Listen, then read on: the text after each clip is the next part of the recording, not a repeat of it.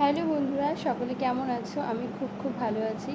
আমার চ্যানেলে তোমাদেরকে স্বাগত জানাই। ঠিক আছে, তো অনেক দিন তোমাদেরকে ভিডিও দিই না, মানে নানা রকম ভিডিও তো বিয়ের আগে অনেক শেয়ার করতাম। ঠিক আছে, তারপরে বিয়ের পরেও অনেক করেছি শেয়ার। তারপরে এখন ছোট্ট বেবি পেটে আসার পর এখন অনেক অসুবিধা হয় ভিডিও দিতে। শরীরটা একদমই ভালো থাকে না, খুবই কষ্ট হয়। কোনো সময় মাথা ব্যথা, কোনো সময় পায়ে ব্যথা, কোনো সময় শরীর খারাপ, পুরো একদম অসুস্থ শুয়ে থাকি। এমন হয় যেন ভিডিও দিতে পারি না।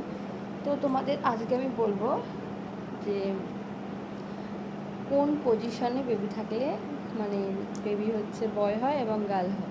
ঠিক আছে, আমি শুনেছি নাকি আলট্রাসোনোগ্রাফি করার পর ইউএসজি করার পর একই কথাই, ইউএসজি করার পর নাকি বাচ্চার পজিশন যদি অ্যান্টেরিয়র থাকে তাহলে নাকি মেয়ে বেবি হয়, এবং নাকি পোস্টেরিয়র থাকলে ছেলে বেবি হয়।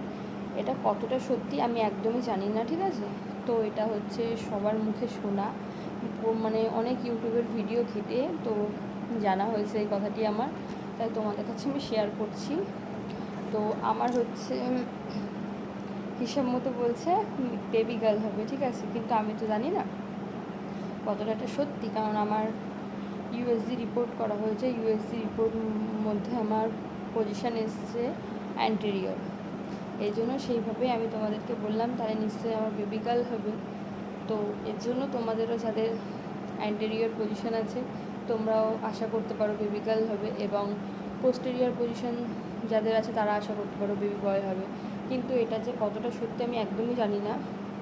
অনেকে বলেছে যে অনেকেরই দেখা গেছে পোস্টেরিয়র পজিশনেও মেয়ে হয়েছে এবং অ্যান্টেরিয়র পজিশনেও ছেলে বেবি হয়েছে, সেটা আমি একদম জানি না। তো তোমাদের কার কী মতামত আছে অবশ্যই আমাকে শেয়ার করো। ঠিক আছে, আর আমার পজিশন এসছে অ্যান্টেরিয়র, তো তোমরাও যদি জেনে থাকো অবশ্যই বলো কমেন্ট করে।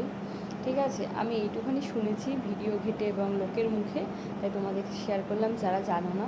কিন্তু কতটা সত্যি সেটা জানি না। দেখো, আমাদের তো বেবি মানে হচ্ছে দুটোই সমান আমাদের কাছে।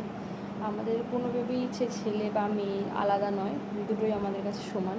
তো আমরা যে কোনো একটা পেলেই খুশি, সুস্থ সবলভাবে, এর জন্য সেটা কোনো ব্যাপার নয়।